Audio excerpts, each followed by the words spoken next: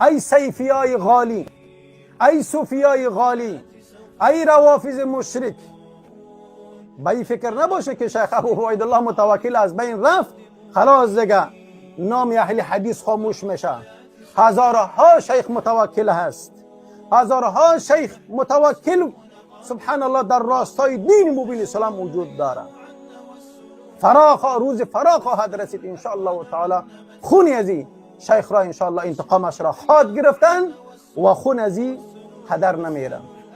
روزی شیخ صاحب عبدالمالک از ایران بلوچستان است، در اسلام آباد، که از فرزند شیخ عبدالعزیز سربازی میشه، یعنی برادرزاده مولا عبدالرحیم مولازاده، عبدالرحیم مولازاده برادرزاده از او میشه.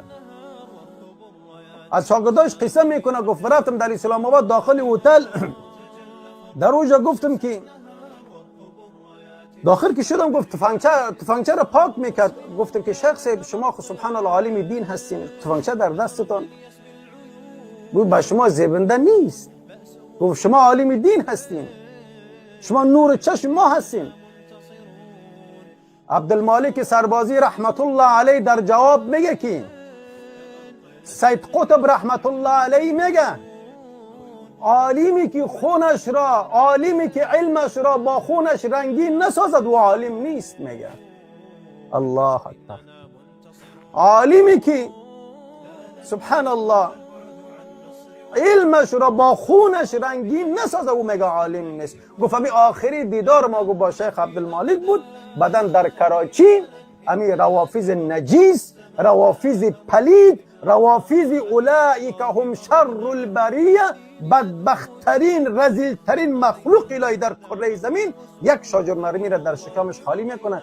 ایران شیخ صاحب عبدالمالک سربازی را چی میکنن؟ به شهادت میرسن. ولی امروز شیخ عبیدالله متوکل امو علمش را با خونش رنگین ساخت. الله سبحانه و تعالی غریق و رحمت بکن.